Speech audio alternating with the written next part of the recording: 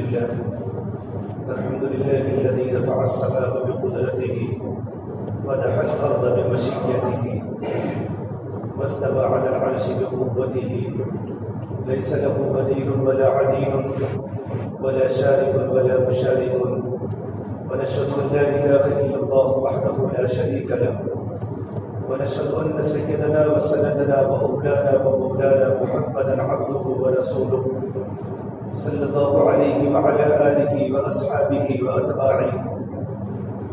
أما بعد فأعوذ بالله من الشيطان الرجيم. بسم الله الرحمن الرحيم. والذين آمنوا وهاجروا وجاهدوا في سبيل الله والذين آووا ونصروا أولئك هم المؤمنون حقا لهم مغفرة ورزق كريم. وقال النبي صلى الله تبارك وتعالى عليه وسلم إن الله سبحانه تبارك وتعالى بعثني كافة للناس رحمة فأدوا عني أو كما قال النبي صلى الله تبارك وتعالى عليه وسلم. میرے محترم پیارے بھائیوں، اللہ تبارک و تعالیٰ نے ہم کو جو دنیا میں پیدا کیا ہے، یہ دنیا میں پیدا ہونے کے بڑے بڑے مقاصد ہیں. دنیا میں ہر چیز جو ہے اس کے مقصد کے ماتحت ہے. اللہ تعالیٰ فرماتے ہیں یا بنی آدم خلقت الاشیاء لأجلک وخلقتک لأجلی. یہ آدم کے بیٹے، میں نے دنیا کی تمام چیزیں جتنی پیدا کی ہے وہ ساری کی ساری تیری خدمت کے لیے ہے. یہ بڑے بڑے آسمان، زمینیں، ستارے، سیارے، بڑے بڑے پہاڑ اور دنیا کی تمام جتنی مصنوعات ہیں، جتنی بھی چیزیں ہیں، اشیاء ہیں، یہ سارے کے سارے انسانوں کی خدمت کے لیے ہے. وَخَلَقْتُكَ لِأَجَلِي، اور میں نے تجھے جو بنایا ہے وہ صرف میرے لیے بنایا ہے کہ ہم دنیا میں رہ کر اللہ تبارک و تعالیٰ کو راضی کرنے والے کام کریں، اللہ تبارک و تعالیٰ کی مرضیات کے مطابق زندگی گزارے، اللہ کو خوش کرنے والے عمل کریں جن عمل سے پروردگار عالم کا قرب ملتا ہے، اللہ پاک راضی ہوتے ہیں، اللہ کے نبی راضی ہوتے ہیں. عمل بہت بڑی چیز ہے. حضرت ابو درداء فرماتے رضی اللہ تعالیٰ عنہ کہ خیر کے مواقع تلاش کیا کرو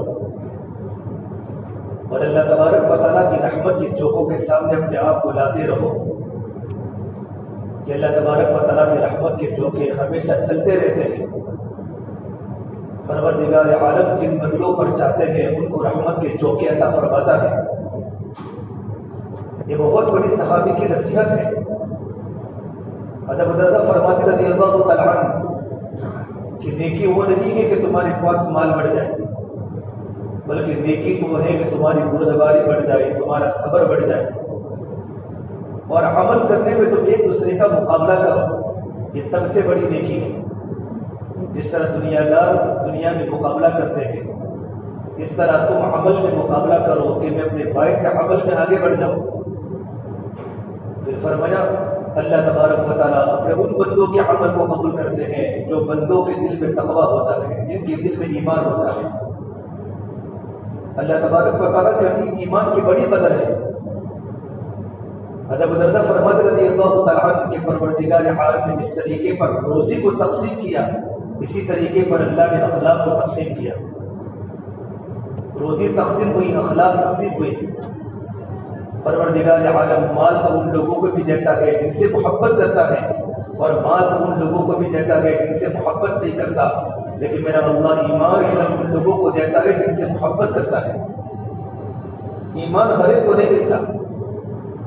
حضرت ابو درداء فرماتے رضی اللہ تعالیٰ عنہ ہلاکت ہے اس آدمی کے لیے جو مال کو جمع کرتا ہو اور مال کو جمع کرنے کے لیے اپنے منہ کو پھاڑے ہوئے ہو، یعنی پاگل ہو جائے، دوسرے کی دنیا کو دیکھتا رہے اور دل میں آرزویں بڑھاتا رہے، اپنی دنیا کو نہ دیکھے اور اللہ تعالیٰ کی دی ہوئی نعمتوں کا شکر گزار نہ بنے، بلکہ بعض لوگ تو ایسے ہوتے ہیں اگر ان کے ہاتھ میں ہو جاوے تو دین کو بھی رات کر دے، دین و رات کو ملا دے. جس طرح پورا دین دنیا کماتے ہیں اس طریقے پر رات کو بھی کمانے کا ذریعہ بناوے. ابو درداء نے ہلاکت اس آدمی کے لیے اس کا سخت اللہ تعالیٰ کی بارگاہ میں حساب ہوگا اور اللہ تبارک و تعالیٰ ایسے بندے سے ناراض ہے جو اللہ کی نافرمانی کے ساتھ دنیا کو چمکا رہا ہو۔ اس لیے اللہ کے نبی صلی اللہ تبارک و تعالیٰ علیہ وسلم نے فرمایا اگر تو کسی انسان کو دیکھے اذا رأیت، جب تو کسی انسان کو دیکھے کہ وہ اللہ کی نافرمانی کر رہا ہے، اس کی زندگی میں اللہ کا ذکر نہیں، نماز کی پابندی نہیں، اللہ کی عبادات نہیں، اللہ کے نبی کے طریقے نہیں، اور اس کی دنیا بڑھ رہی ہے، دنیا میں ترقی کر رہا ہے، دنیا میں آگے بڑھ رہا ہے، یقین مانو یہ اللہ کا بندہ اللہ کے عذاب کا شکار ہو رہا ہے۔ یہ استدراج اللہ تبارک و تعالیٰ کی طرف سے ڈیل ہے۔ پھر اللہ کے نبی صلی اللہ تبارک و تعالیٰ علیہ وسلم نے یہ آیت تلاوت فرمائی فَلَمَّا نَسُوا مَا ذُكِّرُوا بِهِ فَتَحْنَا عَلَيْهِمْ أَبْوَابَ كُلِّ شَيْءٍ، کہ جب لوگ اللہ تبارک و تعالیٰ کی دی ہوئی نصیحتوں کو بھول جاتے ہیں اور قرآن کریم کی آیتوں کا انکار کرتے ہیں، اللہ کے حکموں کو ٹھکراتے ہیں اور اللہ کے نبی کے طریقوں کو پس پشت ڈال دیتے ہیں، تو پروردگار عالم روزی کے دروازے کھول دیتا ہے، روزی کے دروازے بند نہیں ہوتے۔ فتحنا علیہم ابواب کل شیء، اللہ اس پر روزی کے دروازے کھول دیتا ہے۔ 24 گھنٹے دنیا کمانے کی فکر میں اور دنیا لگانے کی فکر میں ہوتا ہے، یہاں تک کہ دنیا کماتے کماتے ایسا پکا دنیا دار بن جاتا ہے کہ اس کے دل میں اللہ کی محبت کم ہو جاتی ہے، اللہ کے نبی کی محبت کم ہو جاتی ہے، دین کی باتوں پر عمل کرنے میں بوجھ پڑتا ہے، نصیحت سننے میں بوجھ پڑتا ہے، عمل کرنے کا جی نہیں ہوتا، اور مال کماتے کماتے اتنا اتراتا ہے۔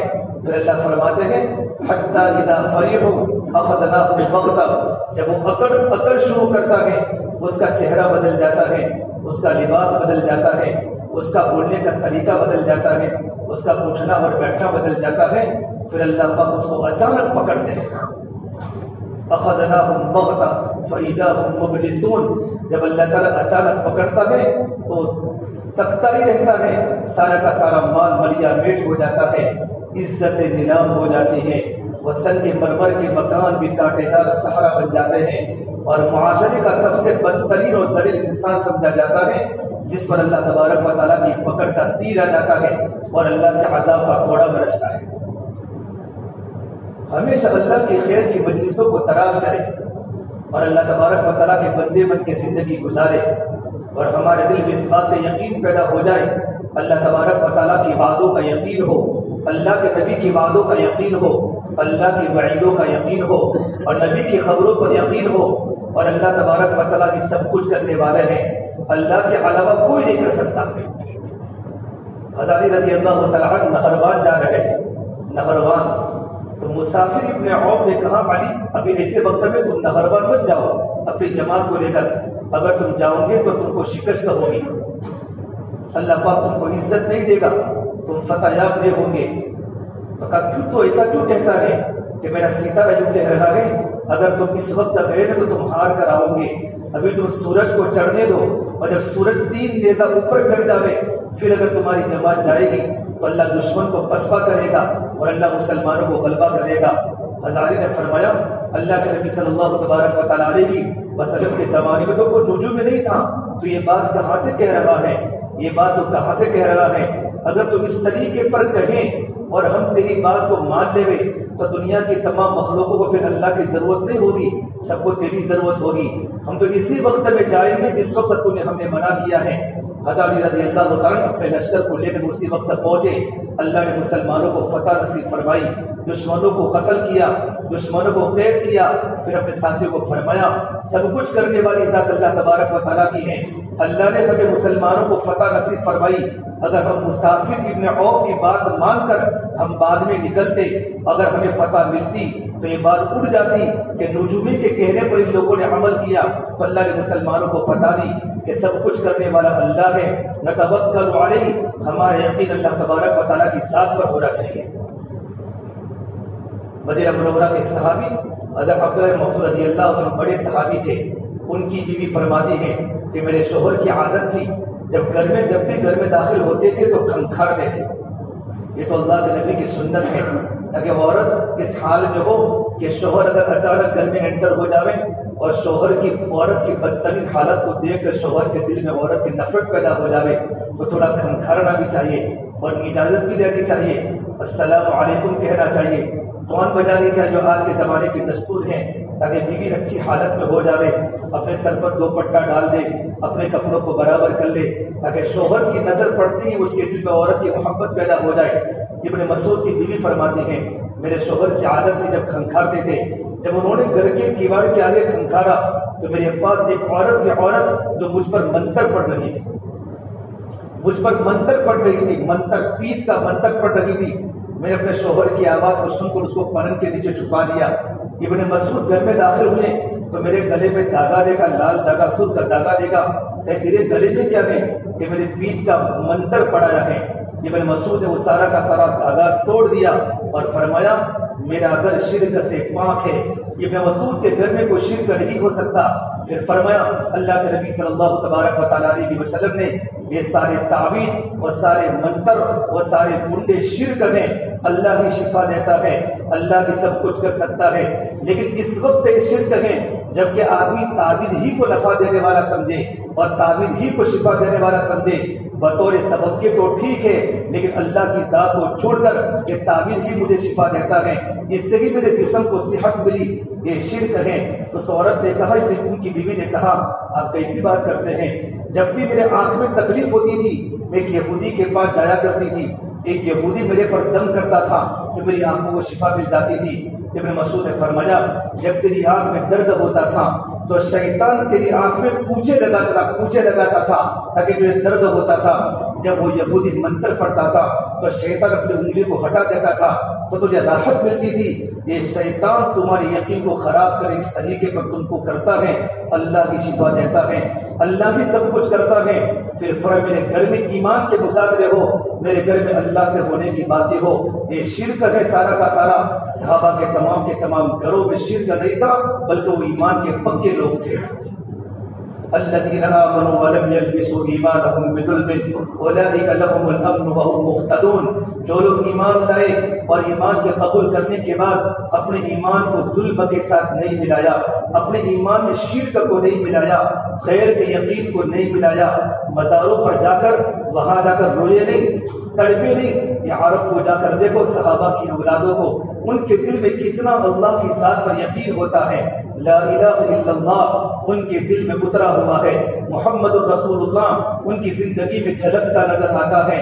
لا الہ الا اللہ یہ اندر کی چیز ہے، محمد الرسول اللہ یہ باہر کی چیز ہے۔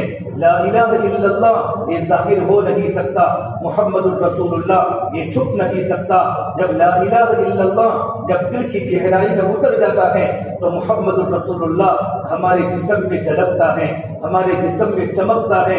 جو لا کہا وہ لا ہوا، وہ لا بھی اس میں لا ہوا، جز لا ہوا کل لا ہوا، پھر کیا ہوا اللہ ہوا۔ لا الہ الا اللہ ہمارے دل کی گہرائی میں اتر جاوے، یہ کلمہ ہمارے دلوں کے اندر اتارنے کا نام تو ایمان ہے۔ اللہ تبارک و تعالیٰ کے وعدوں پر یقین، اللہ کے نبی کی خبروں پر یقین، اللہ کے نبی صلی اللہ تبارک و تعالیٰ علیہ وسلم نے صحابہ کو یقین سکھایا اور صحابہ کو ایمان سکھایا، ان کے دلوں سے دنیا کے یقین کو نکالا، غیروں کے یقین کو نکالا، اور صحابہ کا ایمان کا لیول اتنا مضبوط ہوا، صحابہ جس میدان میں گئے اللہ نے صحابہ سے میدان کو فتح کروا دیا۔ سعد بن وقاص رضی اللہ تعالیٰ عنہ یہ اللہ کے نبی کے ماموں بھی ہوتے ہیں اور ایران جا رہے ہیں۔ ایران میں بڑا لشکر، ایرانی لشکر مسلمانوں کو پریشان کر رہا ہے۔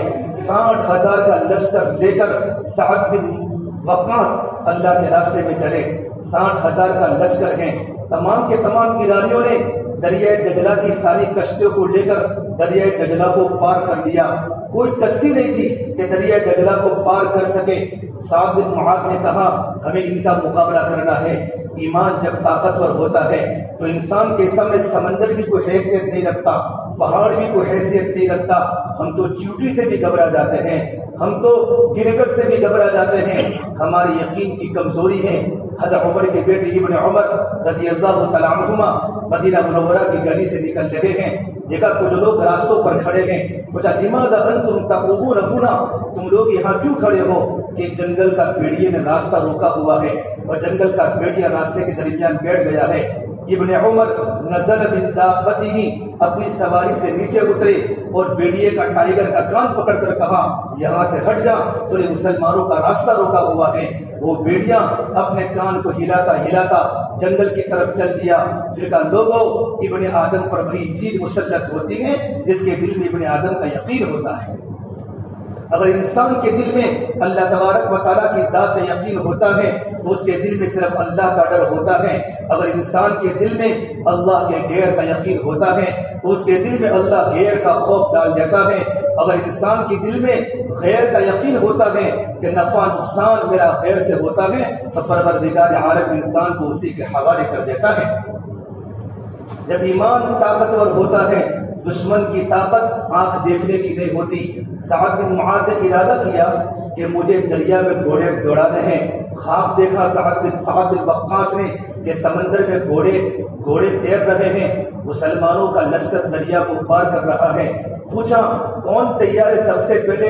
اور ہماری طرح خاموش دریا نہیں، یہ جو ہمارا بحر عرب ہے بالکل خاموش دریا، وہ تو بکھرے ہوئے دریا اور بکھرے ہوئے دریا، سمندر کی تلاطم موجیں ان دریاؤں میں ہوتی تھی کہ کون دریا میں اپنے گھوڑے کو ڈالے گا۔ عاصم بن عمرہ انصاری کھڑے ہوئے کہ میں تیار ہوں۔ کہا ان کے ساتھ کون جانے کے لیے تیار ہیں؟ 60 ساتھی کو ساتھ میں لیا، 60 صحابہ کو ساتھ میں لیا، دریائے دجلہ کے کنارے پر آئے۔ وہ اپنے گھوڑوں پر بیٹھے ہوئے تھے۔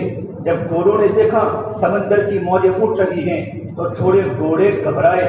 جب گھوڑے گھبرائے تو گھوڑوں کا خوف کا اثر صحابہ کے دلوں پر بھی پڑا، انسانی فطرت ہے۔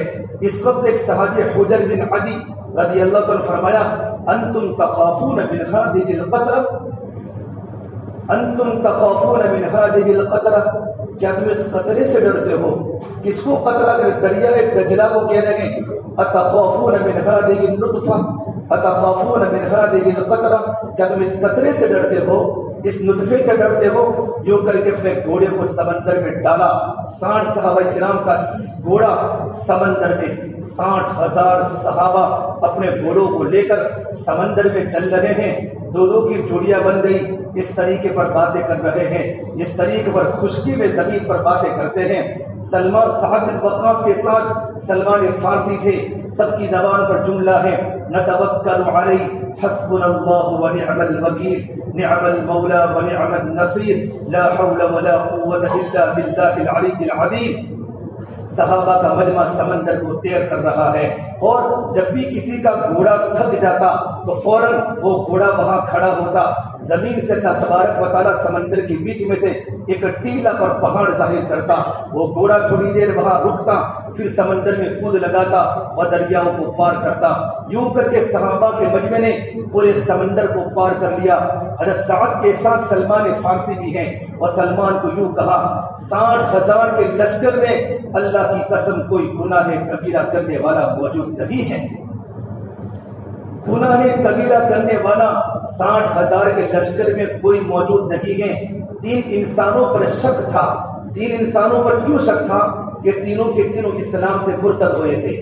اسلام سے مرتد ہونے کے بعد توبہ کر کے دوبارہ اسلام میں داخل ہوئے تھے۔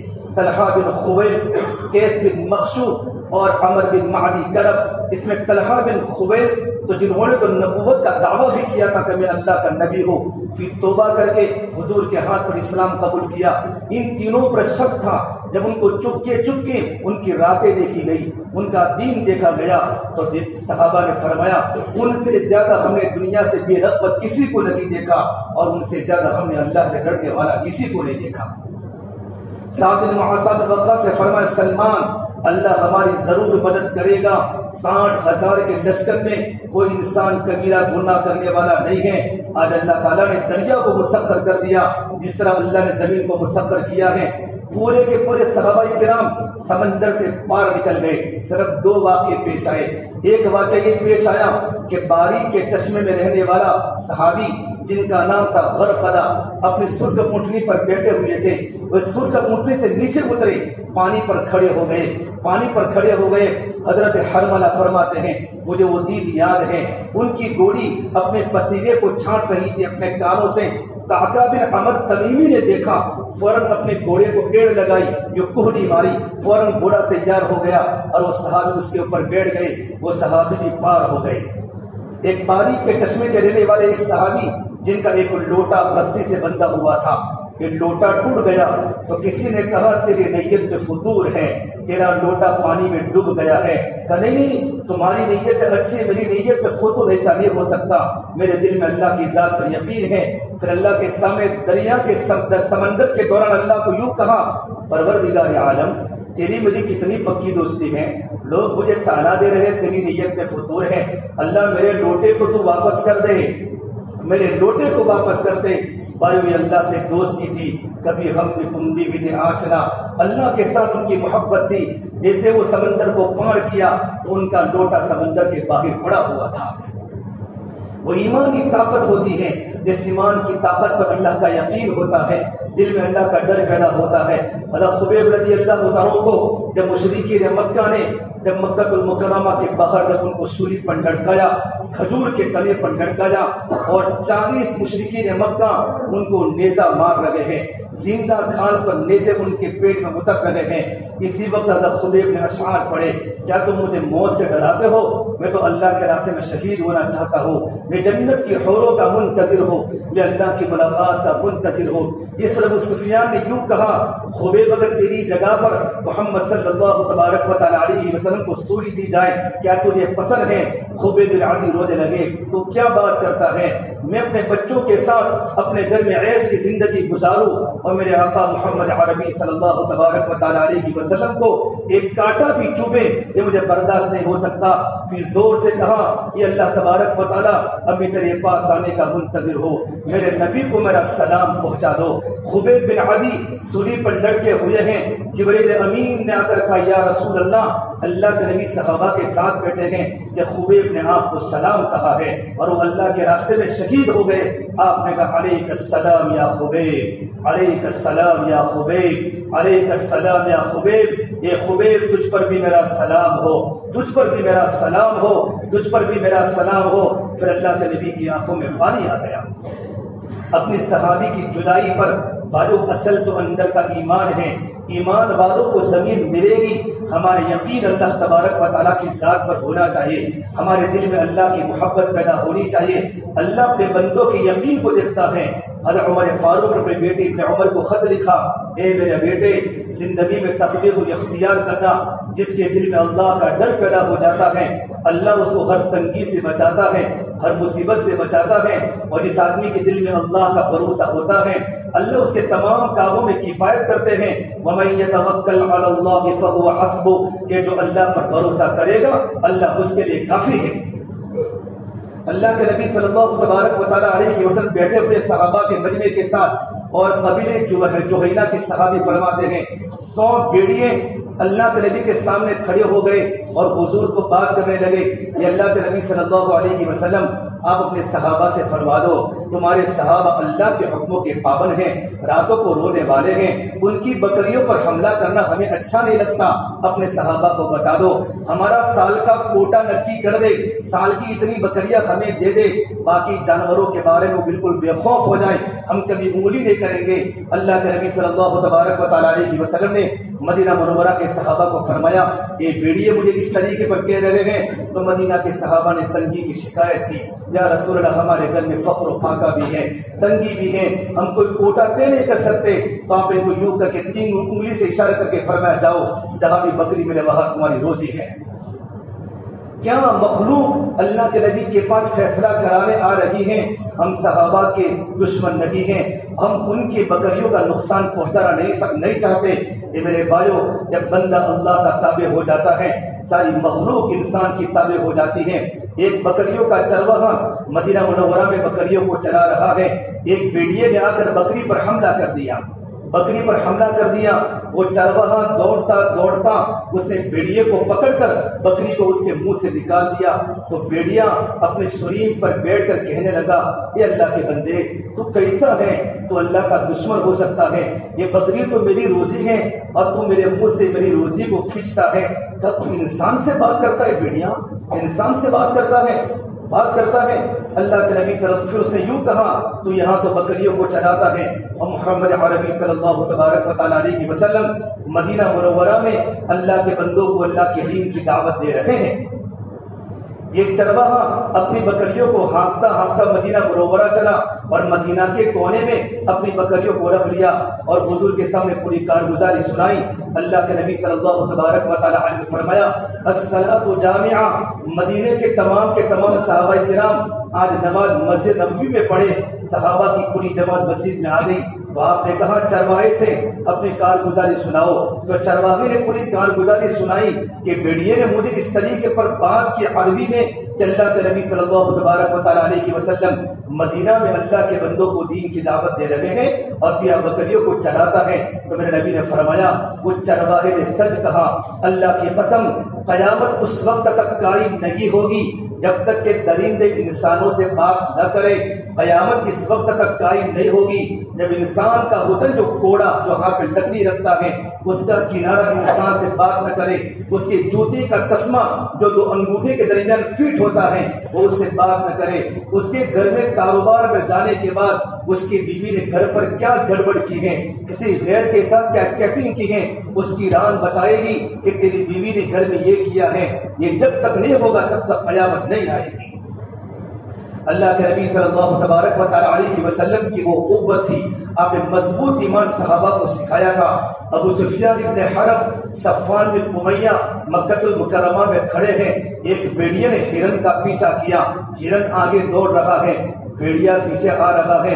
جیسے ہرن حرم کے حدود میں داخل ہوا جمپ لگا کر بھیڑیا وہی رک گیا۔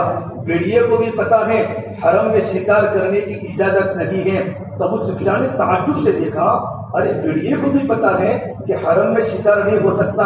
تو بھیڑیا ابو سفیان کی بات کو سن کر وہی بیٹھ گیا۔ یا ابا سفیان تجھے تعجب ہوتا ہے؟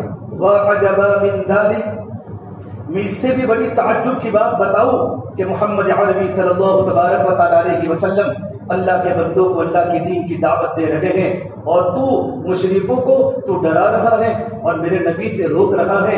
ابو سفیان نے اس وقت اخنس بن شریح صفوان بن امیہ کو فرمایا اور کہا یہ بات تو مکہ میں کسی صحابی کو مت کہنا ورنہ مکہ کے لوگ اسلام قبول کرنے کے لیے مدینہ منورہ چلے جائیں گے۔ مخلوق انسانوں کے تابع تھی، مخلوق انسانوں کے تابع تھی۔ عوف بن مالک الجعی فرماتے ہیں میں ملک شام میں اریحا ایک گرجا ہے، میں سویا ہوا تھا، جیسے ہی میری آنکھ کھلی سامنے ایک شیر میرے سامنے آ رہا ہے۔ میں نے اپنے ہتھیاروں کو سنبھالا کہ میں اس سے مقابلہ کروں، تو شیر نے کہا ٹھہر جا، مجھے اللہ نے بھیجا ہے۔ اور اللہ نے یوں کہا ہے بہت زیادہ سفر کرنے والے حضرت معاویہ کو میرا سلام بولنا، اللہ کی طرف سلام کہنے کے لیے آیا ہوں۔ کہ کون سے معاویہ؟ کہ معاویہ ابن ابو سفیان کی بیٹے معاویہ کو سلام بولنا کہ اللہ ان سے بڑی محبت کرتے ہیں۔ اللہ کے نبی صلی اللہ تبارک و تعالی علیہ وسلم غزوہ تبوک میں موجود ہیں۔ جبریل امین آئے کہ یا رسول اللہ صلی اللہ علیہ وسلم آج مدینہ منورہ میں چمک بہت ہے، سورج کی روشنی زیادہ ہے۔ حضرت جبریل نے کہا یا رسول اللہ مدینہ منورہ میں انصاری صحابی معاویہ ابن معاویہ لیثی کا انتقال ہوا ہے، اللہ ان سے بڑے خوش ہیں اور ان کے جنازے میں 2 صفیں فرشتوں کی آسمان سے نیچے اتری ہیں۔ کہا یا رسول اللہ آپ ان کی نماز جنازہ پڑھا دیں۔ تو آپ نے فرمایا میں تو تبوک میں ہوں، وہ تو مدینے میں ہے۔ جبرائیل نے کہا اللہ نے کہا ہے کہ زمین کو سکڑ کے معاویہ کے جنازے کو حضور کے سامنے لا دو۔ جنازہ بالکل حضور کے سامنے آیا اور تبوک میں آپ نے ان کی نماز جنازہ پڑھائی۔ پھر پوچھا کیا عمل ہے معاویہ ابن معاویہ لیثی کا کہ جن کی نماز جنازہ پڑھانے کا مجھے اللہ نے حکم دیا؟ کہ اللہ کے نبی صلی اللہ تبارک و تعالی علیہ وسلم ان کے دل میں توحید ہے، ان کا دل بالکل شرک سے پاک ہے، نماز میں سورہ اخلاص کی تلاوت زیادہ کرتے ہیں۔ نمبر 4 اللہ کے ہر دین کے تقاضے پر معاویہ بن معاویہ نے قربانی دی ہے۔ آپ صلی اللہ تبارک و تعالی علیہ وسلم صحابہ کے مجمع کے ساتھ ہیں اور جبرائیل آئے یا رسول اللہ کیا وجہ ہے؟ کیا کوئی صحابی کا انتقال ہوا ہے کہ کیا ہوا؟ اہتز عرش الرحمن کہ رحمان کا عرش مارے خوشی کے آسمانوں پر جم رہا ہے، اللہ کا عرش آسمانوں پر مارے خوشی کے جم رہا ہے۔ حضور نے فرمایا سعد بن معاذ ابھی بیمار تھے، جیسے جا کر دیکھا تو سعد بن معاذ کا انتقال ہو چکا تھا۔ میرے آقا صلی اللہ تبارک و تعالی علیہ وسلم اندر داخل ہونے کا ارادہ کیا تو پورا کمرہ فرشتوں سے بھرا ہوا تھا۔ حضور نے فرمایا مجھے اندر بیٹھنے کی اجازت نہیں تھی، میں نے ایک فرشتے کو کہا اپنے پر کو تھوڑا سمیٹو، جب فرشتے نے پر کو سمیٹا مجھے بیٹھنے کی تھوڑی سی جگہ ملی.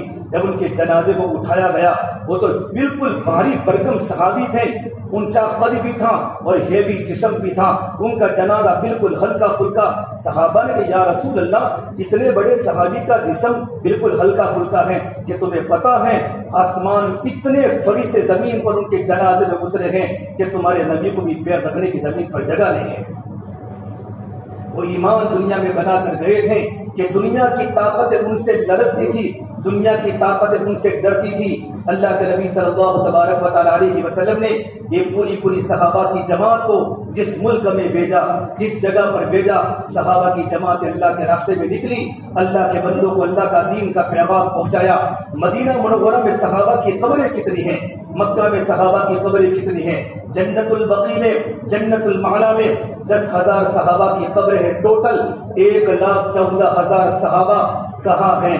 دنیا کے کونوں میں نبی کے پیغام کو لے کر اور اللہ کے نبی کی محنت کو لے کر دنیا کے کونے کونے میں چلے گئے.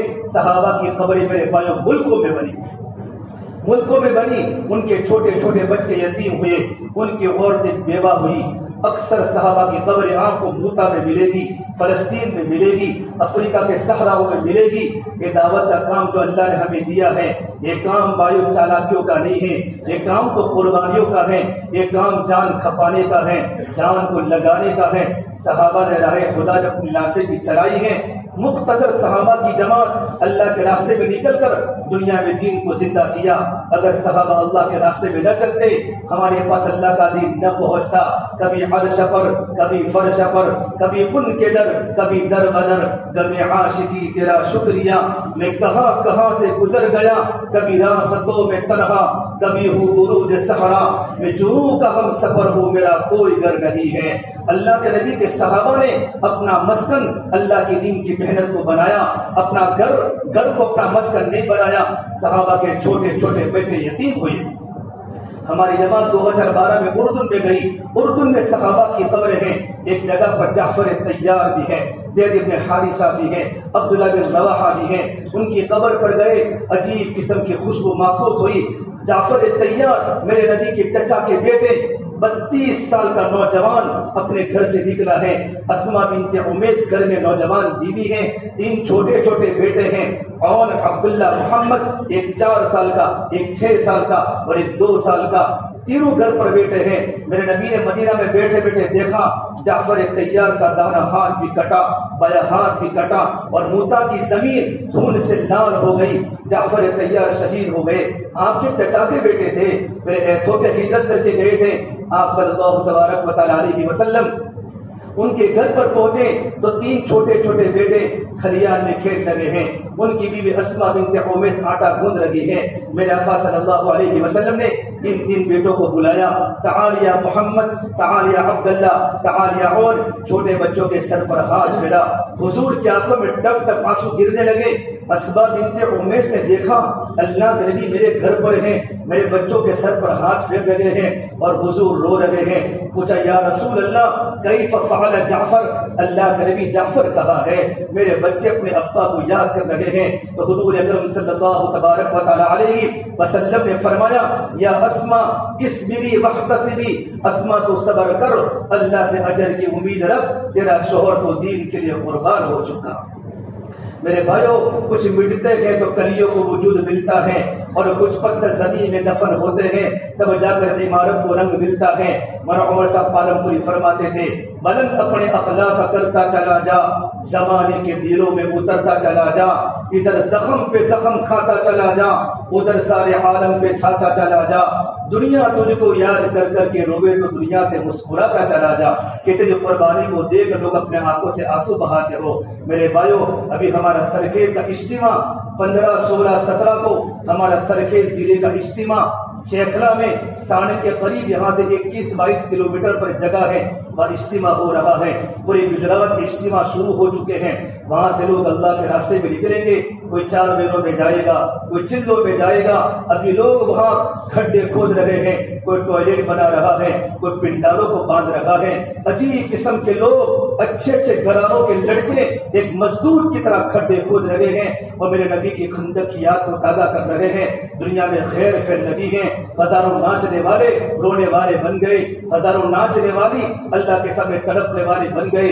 اسے میرے بھائیوں، ہم بھی آئندہ جمعہ سنیچر اتوار جمعہ کی نماز پر اجتماع شروع ہوگا، سنیچر کا پورا دن اور اتوار کو 11:30-12 بجے دعا ہو جائے گی۔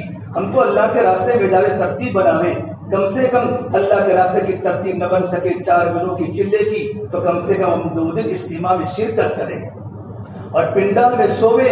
ہم نے گھر کے فرشوں پر سونے کا مزہ چکھا ہے، کبھی پنڈال میں سونے کی لذت کو چکھ کے تو دیکھو میرے بھائیو، اللہ کی یاد آ جائے گی، ہماری آتما کو سکون ملے گی، سکون ملے گا، ہمارے دل کو سکون ملے گا، دل میں چین آئے گا۔ یہ اللہ کے دین کی محنت ہے، میرے آقا صلی اللہ علیہ وسلم کی قربانیوں کا نتیجہ ہے۔